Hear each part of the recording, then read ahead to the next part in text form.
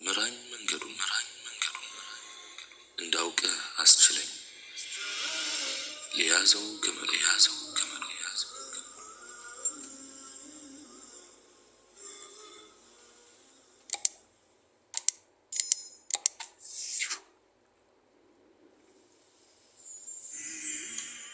بسم الله اللهم لك الحمد كما ينبغي لجلال وجهك وعظيم سلطانك والصلاة والسلام على رسول الله وعلى آله وصحبه وموالاه السلام عليكم ورحمة الله وبركاته እንደማንኛውም ሰው ጥሩ ትዳር እንዲኖራት ከፍተኛ ጉጉት ስለነበራት እህታችን ላወጋችሁ ነው።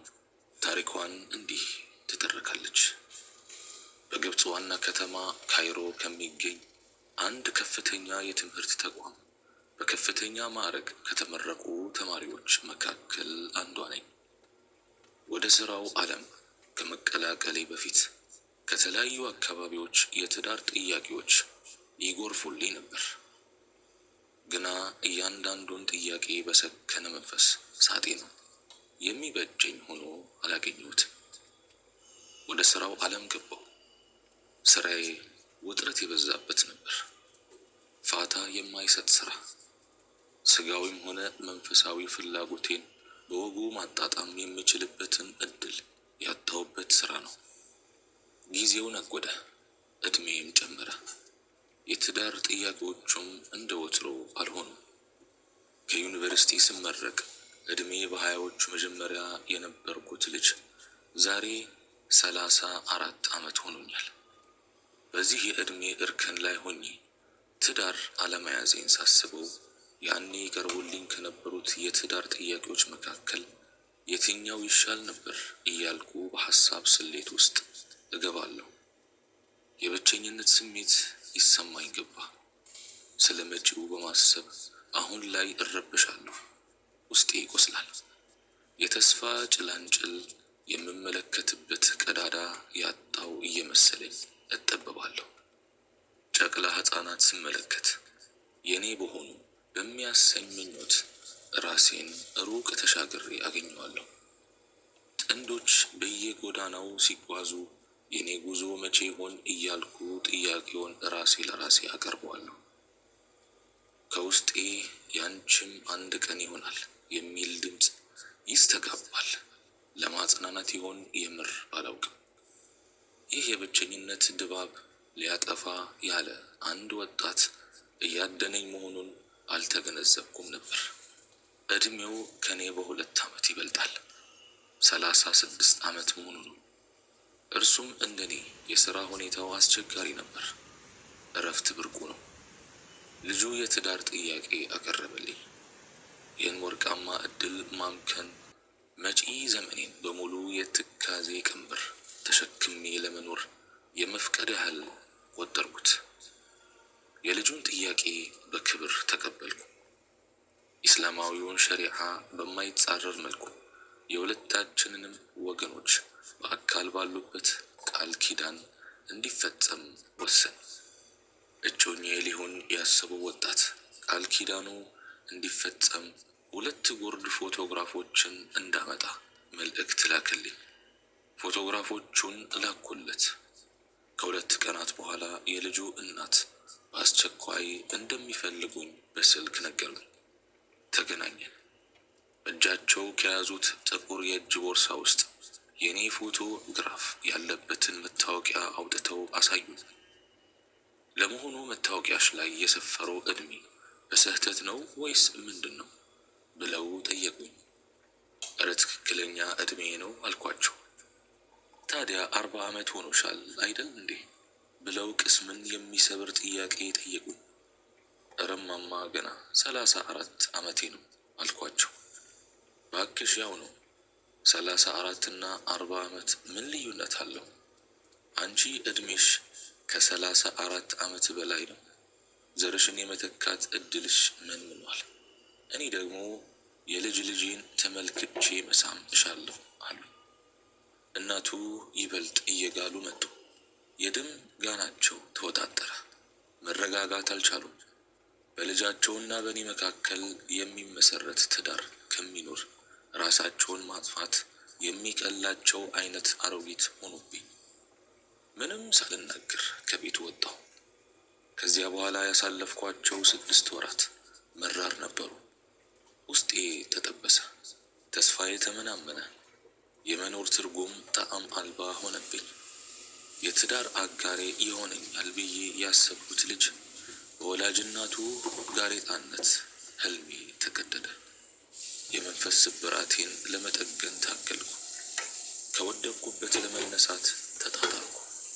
ሕይወትን ከሻን የተስፋ ምንጯ የማይደርቅ መሆኑን አስተምራኛለች። ከሰፊው ምንጯ ተስፋ መቅዳት እንዳለብኝ አመንኩ። ከተቀመጥኩበት ተነሳው። አዲስ የተስፋ ኃይል ሰነቅኩ። ረመጥ የነበረው ሕይወቴን ሊያሰክንልኝ የሚችል ውሳኔ ወሰንኩ። ዑምራ ለማድረግ የአልቃሾች ጸሎት በተለየ መልኩ ከሚሰማበት ቅድስተ ከተማ መካ ከአዛውንት አባቴ ጋር አመራው። ውስጤን የተቀመጠውን እሳት ላቀዘቅዝ ተዘጋጀው። ለፈጣሪ ብሶቴን ላዋየው ጓጓው። ምኞቴ ተሳክቶ መካን ለመዘየር በቃው። በዚያ ቅዱስ መሬት የምር አለቀስኩ። መላ አካላቴ ተርገፈገፈ። ፈጣሪ መልካሙን እንዲሻልኝ ተማጸንኩት። እየዬ ብዬ እያለቀስኩ ቆተጎትኩት። ለሶላት ቆምኩ። ሶላቴን እንደጨረስኩ ስሜትን በሚገዛ መረዋ ድምፅ የአላህን ቃል የምትቀራ ሴት ልጅ በቅርብ ርቀት ተመለከትኩ። የሚከተለውን የቁርአን አንቀጽ እየደጋገመች ታነበው ነበር። ወከነ ፈድሉላሂ ዐለይከ ዐዚማ። አላህ ላንተ የለገሰው ችሮታ እጅግ ታላቅ ነው። እንባዬ ከበርሜል ሞልቶ የሚፈስ ውሃ እስኪመስል አነባው። ከለቅሶ የነቃሁት እንባዬ ልብሴን ሰርስሮ በመዝለቅ ሰውነቴን ያራሰኝ ጊዜ ነው።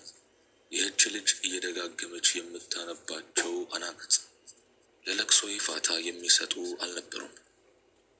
እርሷ ቁርአኑን እየደጋገመች ባነበበች ቁጥር እንባዬ በአናቅጹ ፊደላት ልክ ተመጥነው የሚዘንቡ ይመስላሉ። እርሷም ቁርአኑን ታፈሰዋለች፣ እኔም እንባዬን አነባለሁ። የሚከተለውን የቁርአን አንቀጽ በድጋሜ ለጆሮዬ መጥና ላከችው። ልቦናዬም በወጉ ተቀብሎት አይኖቼ የእንባ ቋጠሯቸውን እንዲፈቱ አስገደዳቸው። ወለሰውፈ ዩዕጢከ ረቡከ ፈተርዳ።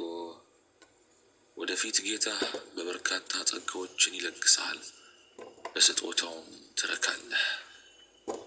ነፍሴ በእጁ በሆነው ጌታ እምላለሁ።